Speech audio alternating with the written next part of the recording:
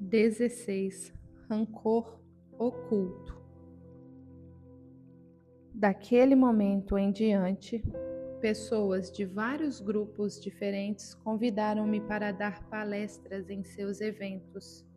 Quando os meus filhos eram pequenos, eu aceitava apenas um convite por mês aos sábados, porque meu marido podia ficar em casa e cuidar deles. Foi uma boa experiência para ele ver que as crianças exigiam muito tempo e esforço dos pais. Passar um tempo com o pai também foi bom para as crianças e foi bom para mim, porque podia dar uma fugida por um dia.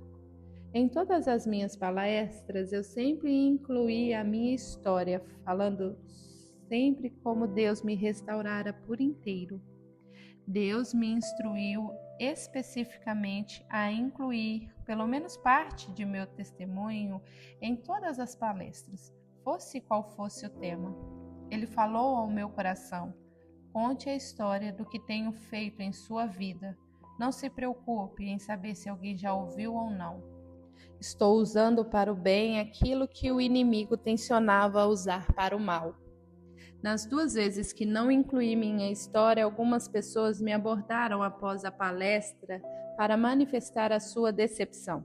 Disseram mais ou menos essas palavras: trouxe uma amiga para ouvir a sua história e você não mencionou nada. Que pena! Sei que teria feito uma enorme diferença na vida dela.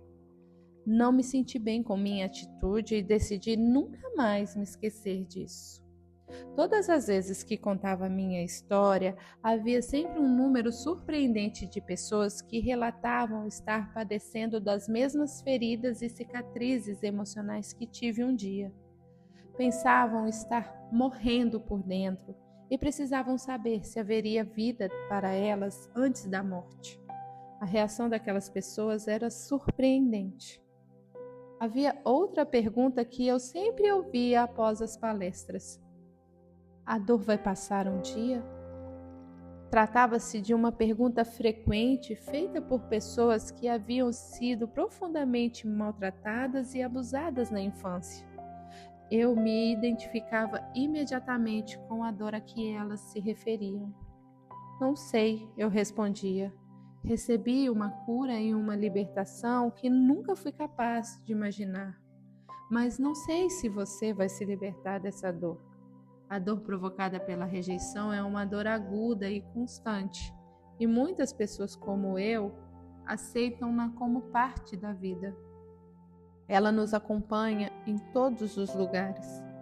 Antes de conhecer Jesus, eu silenciava a minha dor com métodos que, com o passar do tempo, só serviram para piorar a situação. Até em meus momentos mais felizes, a dor estava sempre presente à espera de uma simples menção de rejeição para voltar com força total, ratificando todos os sentimentos negativos que eu tinha a meu respeito. Depois de firmar o meu relacionamento com Deus por meio de Jesus, consegui entregar o meu sofrimento a Ele em oração contínua. Recebi alívio, claro, e a dor tornou-se mais controlável, mas continuou presente. Um dia, Mary Ann ligou-me de seu escritório para me contar um sonho que havia tido, no qual, segundo ela, Deus lhe revelara porque a minha alma continuava tão inquieta. Você ainda não confessou que não perdoou seu pai. O quê? Perguntei com indignação. De jeito nenhum, Mary Ann, dessa vez você se enganou. Sinceramente, Stormy, esse pensamento nunca me ocorreu. Com certeza o meu sonho veio de Deus. Permaneci em silêncio. Ore por isso. Veja o que Deus lhe diz. Você não entende. O meu pai é um homem bondoso. Ele nunca me fez nenhum mal. Nunca encostou a mão em mim, a não ser uma vez a pedido de minha mãe.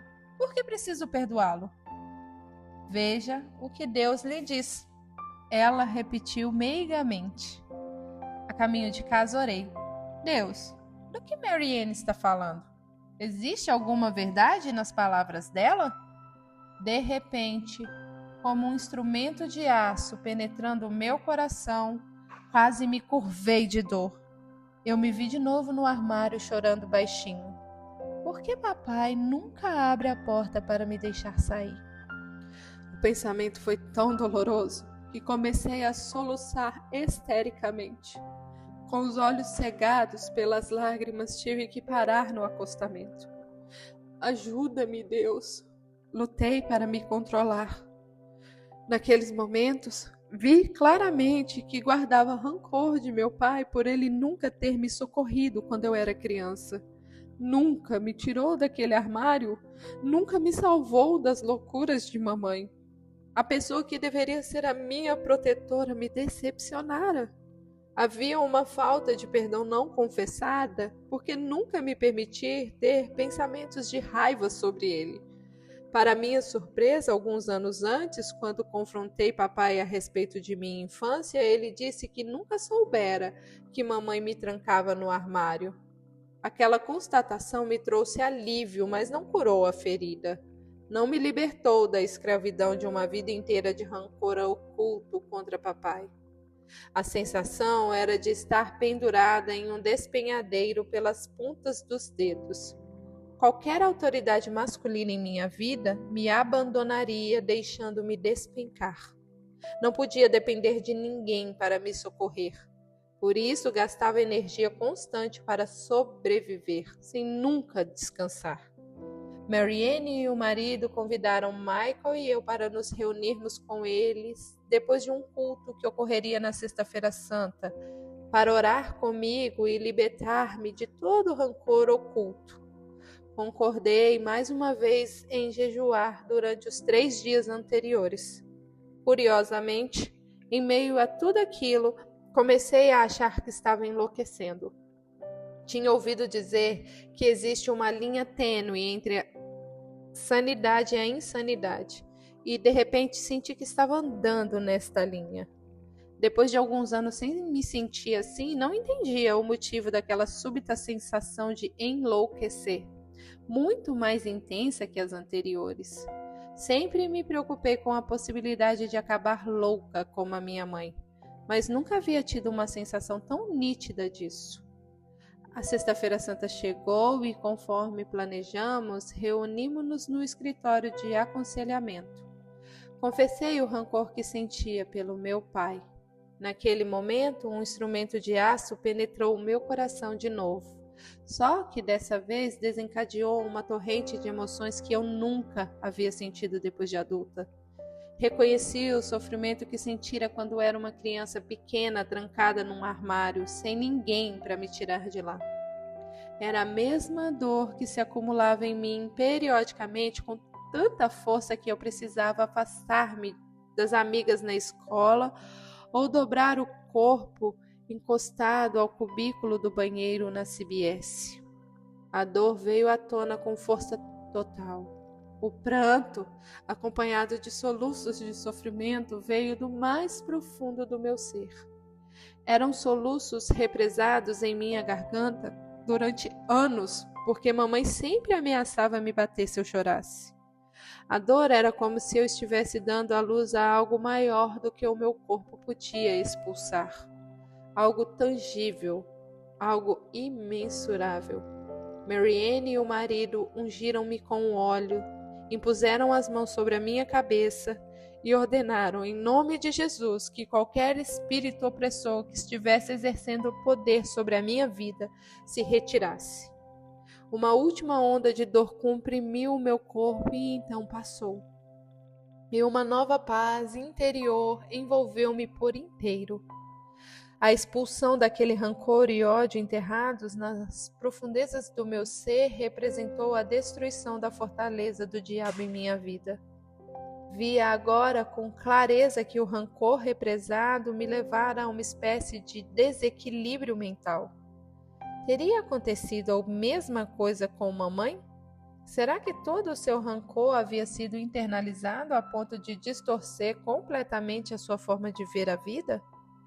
Eu tinha certeza de que aquele não era o único motivo do desequilíbrio mental, mas sabia que uma mente sã não pode coexistir com rancor e raiva profundos.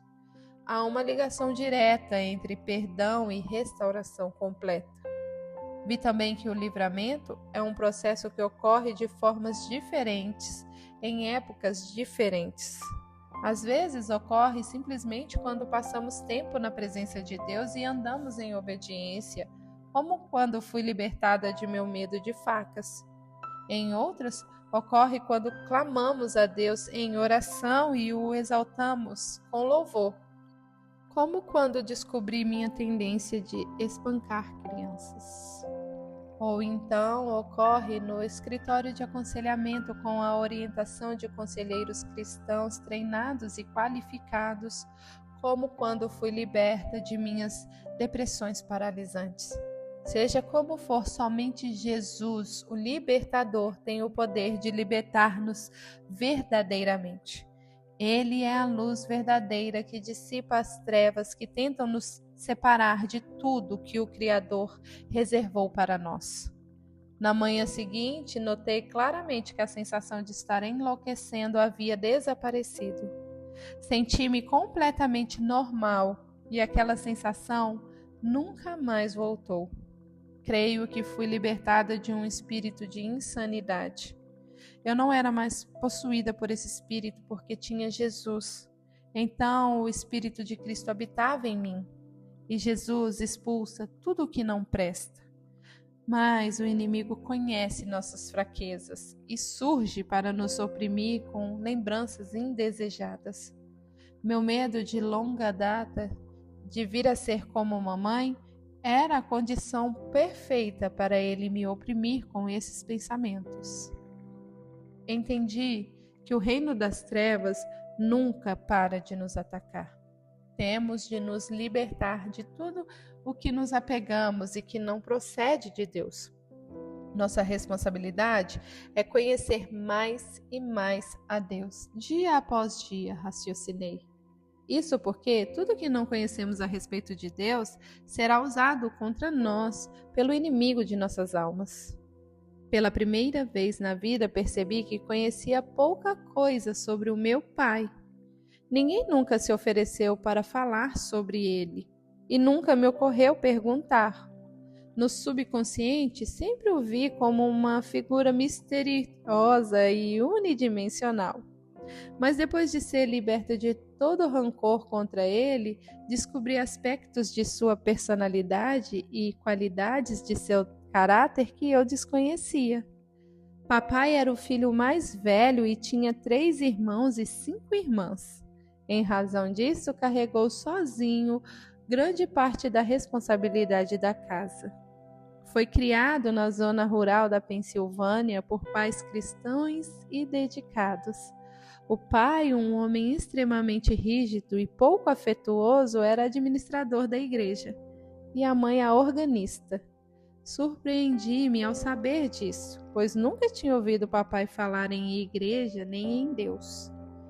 Por que você deixou de ir à igreja quando saiu de casa, papai?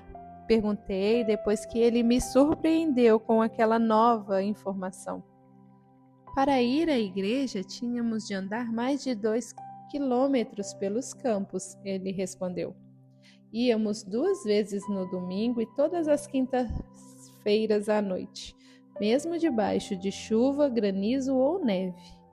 Chegando lá, passávamos quase 4 horas sentados em bancos de madeiras desconfortáveis, ouvindo o pastor falar o tempo todo sobre inferno e enxofre.